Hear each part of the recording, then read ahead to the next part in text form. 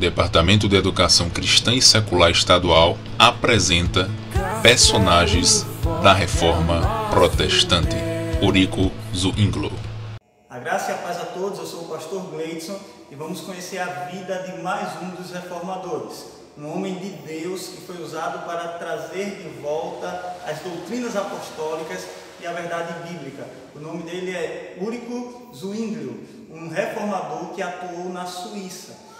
A Suíça era um território dos mais livres na Europa no período da Reforma. Tinha um forte espírito democrático e era lá na Suíça que muitos mercenários eram requisitados para toda a Europa. Os mercenários eram grupos de homens, guerreiros, que recebiam salários para ir guerrear guerras que não eram suas. Então eles eram contratados para ir à guerra. Também as cidades da Suíça eram conhecidas como centros culturais. E lá também existia em Basileia uma universidade que era muito famosa. E nessa universidade vivia sob forte influência do humanismo de Erasmo. E é aí que chegamos em Zwinglio. Zwinglio ele vem justamente da Suíça, e foi na Suíça que 3 grupos de fé reformada se estabeleceram. Um grupo mais ao norte de fala alemã, lá em Zurique, liderado por Zwinglio. Um grupo mais ao sul que falava francês, que foi liderado por Calvino em Genebra. E existia um grupo que ficou conhecido como Anabatista, esse grupo muito radical, que foi formado de ex-discípulos de Zwinglio, que tomou um posicionamento mais radical e se espalhou por toda a Suíça, Alemanha e Holanda. Zwinglio nasceu em 1484, no mesmo ano de Lutero. Então, enquanto Lutero ele estava exercendo seu ministério lá na Alemanha, Zwinglio estava na Suíça exercendo seu ministério. Ele nasce em 1484 e ele era filho de um pai que era fazendeiro e juiz, um pai que tinha condições e pôde ofertar ao seu filho bons estudos, que permitiu o seu sacerdócio. Ele vai estudar em Basileia. Lá em Basileia ele se forma em bacharel em artes, e 2 anos depois de receber o seu grau de bacharel, ele agora recebe o grau de mestre. Ele recebe uma forte influência humanística de Erasmo, a qual ele era um discípulo. Ele admirava Erasmo e ele tinha essa tendência humanística. Quando ele se forma, ele vai servir na sua primeira paróquia, a paróquia de Klaus. Ele serve nessa paróquia entre 1506 e 1516. Ele vai servir ao papado. Ele serve como sacerdote, ele serve também como capelão, porque ele acompanhava esses grupos de mercenários quando iam à guerra, e ele viu muitos desses homens morrerem. E ele servia ali como capelão. E por ele ter essa tendência humanística, ele se volta às Escrituras e ele começa a se opor aos mercenários e ao serviço deles. Ele disse que o serviço deles só faria sentido se fosse por uma causa justa, por uma causa nobre, se fosse para servir a igreja. Depois que ele serve por 10 anos em Klaus, ele vai para a sua segunda paróquia, que ele serve de 1517 a 1518. Ele serve como sacerdote em Side, e foi aí que ele começou de fato a sua oposição ao sistema romano. Ele se opõe às indulgências, ele começa a se opor às imagens, e ele ridicularizava esse sistema que ele tinha como falido e não era bíblico. E tudo isso à semelhança do que Erasmo também fazia. Ele começava a ridicularizar imagem, a indulgências, e ele começa a ter essas tendências de se voltar às Escrituras e somente às Escrituras, e isso vai ser um dos ensinos, um dos pilares de Erasmo, que somente as Escrituras, elas são autoridades, elas são regras de fé e de prática. Em 1519, ele foi para Zurique, o centro da reforma na Suíça. Lá em Zurique, onde ele teve algumas experiências e os historiadores e alguns dizem que é em Zurique que ele se converte, é justamente nesse período, depois de 1519, que de fato ele se converte. Ele tem algumas experiências aí.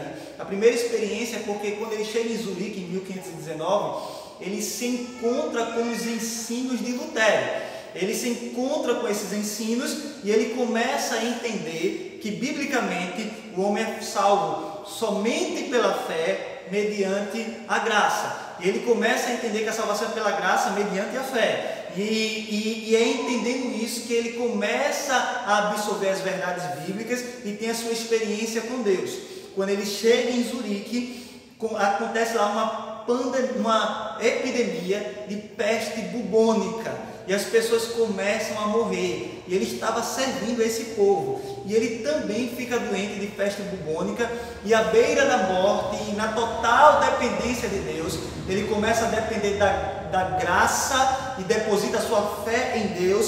E é nesse período, exatamente nesse período, que ele experimenta a salvação e começa a levantar as bandeiras da fé reformada, da reforma protestante. Ele começa a defender esses princípios, levantando as bandeiras. É nesse período que Zwinglio estabelece a educação pública geral, o que fez surgir muitos pregadores que espalharam a fé reformada, a fé evangélica. Em 1522, o reformador se casou, e ele se casou à escondida. Ele se casa, mas ninguém sabia que ele havia se casado, porque era proibido um sacerdote se casar, e 2 anos depois ele torna isso público.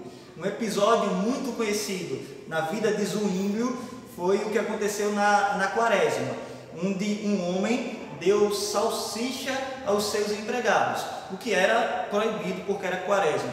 Eles só podiam comer peixe. E esse homem, ele dá salsicha aos seus empregados e ele defende o seu ato, dizendo que Zwinglio estava ensinando que a Bíblia possui autoridade exclusiva. E esse homem, ele é apoiado por Zwinglio. Ele é apoiado porque depois que ele fez isso, a repercussão foi tão grande na cidade, e Zwinglio, ele pregou um sermão onde ele falava da liberdade cristã, uma clara defesa ao que aquele homem fez. Isso gerou muita discussão na cidade e foi marcado um debate. Era Zwinglio contra todos. Então Zwinglio, ele prepara 67 arquivos, onde ele insistia que a salvação era pela fé. Ele insistia na autoridade da Bíblia, na supremacia de Cristo sobre a igreja, no direito do sacerdote se casar, e ele condenava toda prática romana não aprovada pelas Escrituras. Houve um debate e Zwinglio contra todos venceu esse debate, e de forma democrática, lembrando que o território da Suíça é um território que tinha esse espírito democrático, de forma democrática, o conselho da cidade de Zurique decidiu pela vitória de Zwinglio, e as ideias dele ganhou condições legais naquele território. Então eles começam a fazer transformações na cidade. Começa, na verdade, de fato, um avivamento. Eles começam a abolir as taxas, tanto de sepultamento como de batismo. Eles aprovam o casamento de monges, de sacerdotes e de freiras. Eles agora podiam casar. Eles proíbem o uso de relíquia e o uso de imagens dentro da igreja, dos templos. E em 1525 a reforma se completa em Zurique, com a suspensão da missa, e assim essa cidade, a cidade de Zurique, abraça a fé reformada, a fé evangélica, a doutrina apostólica. Berna também foi conquistada da mesma forma de Zurique.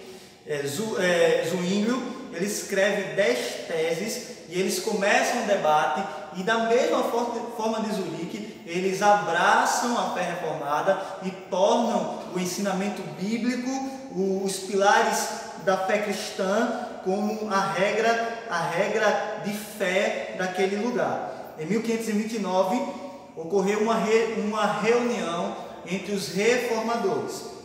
Entre os reformadores estavam lá Lutero e Zwinglio.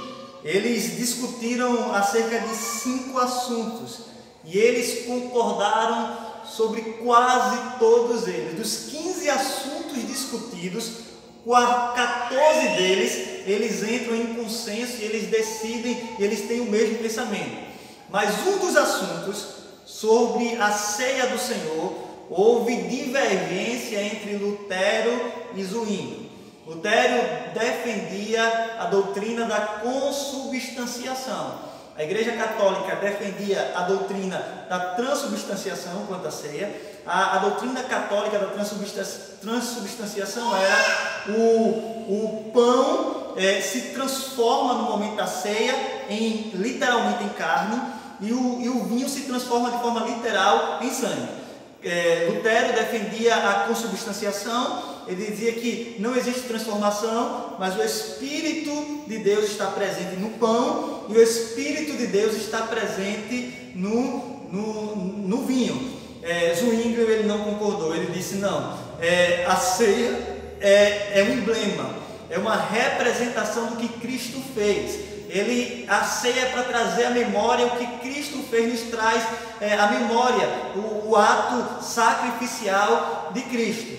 E esse debate não se chegou a um consenso e houve uma divisão e eles romperam a aliança e cada um foi para o seu lado. Depois de tudo isso, lá na Suíça,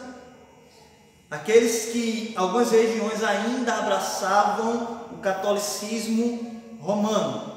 E aí eles começaram esses que abraçaram o catolicismo, começaram a sofrer sanções econômicas. Zwinglio ele era totalmente contra isso. Ele não queria que acontecesse isso com aqueles que abraçavam a fé católica ou o catolicismo romano. Mas essas sanções econômicas provocaram uma guerra civil.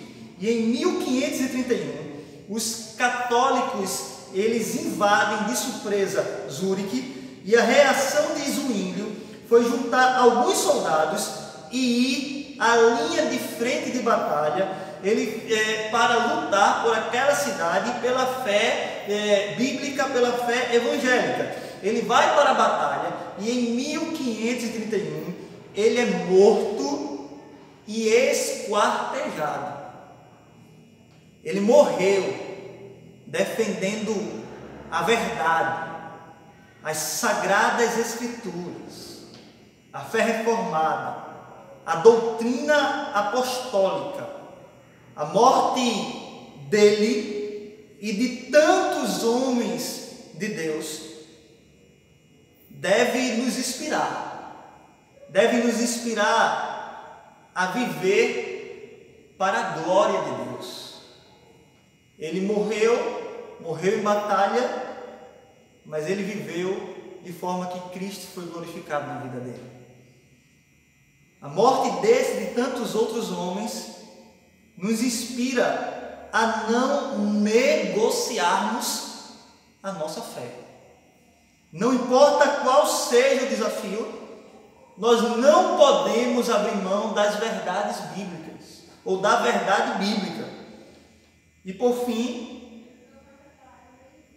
nós não devemos ter a nossa vida preciosa para nós mesmos, contanto que nós completemos a nossa carreira e devemos viver uma vida que glorifique a Deus em todas as coisas. Eu concluo citando Ulrico Zwinglio, que disse: e quanto à verdade, não podemos abandoná-la, mesmo que implique na perca de nossa vida, pois não vivemos para esta geração, nem para servir os príncipes, mas para o Senhor. Que Deus nos abençoe. Fique na paz, em nome de Jesus.